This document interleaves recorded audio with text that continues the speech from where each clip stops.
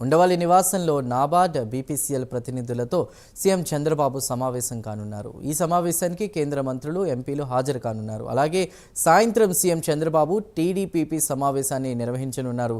ఈ సమావేశంలో parliament budget సమావేశాల్లో అనుసరించాల్సిన వ్యూహంపై చర్చించనున్నారు.